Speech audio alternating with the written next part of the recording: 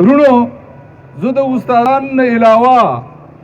د دې تیمرگرہ عامو خلکو ته زه مخاطب یم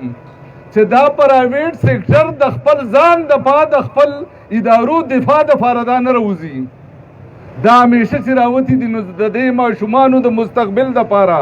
ستاسو د دې بچو د دې نونهالان وطن د دې بچو د تربیت دپاره او کله چې هم سازش شوی د دوی په تعلیم یا د دوی د تربیت خلاف نو دا رونه ما همیشه په دې چوک کې چې کوم دي دلته لیدلي دي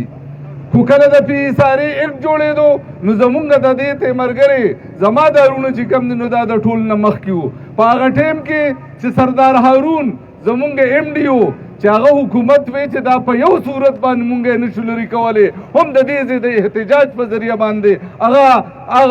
هغه خپل سیټ نه چې کوم دی هغه لرې شوی رونو کله چې د پنځم د بورډ خبره راغلې ده کله د اتم د بورډ خبره راغلې ده کله چې د نهم او د لسم د کمپوزیټ ایگزام خبر راغلې ده یا د یولسم او د دولسم د کمپوزیټ ایگزام خبر راغلې ده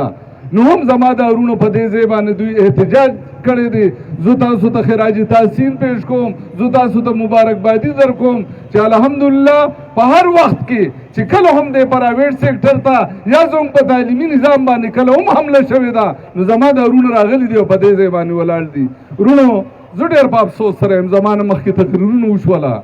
چې زما ډي سي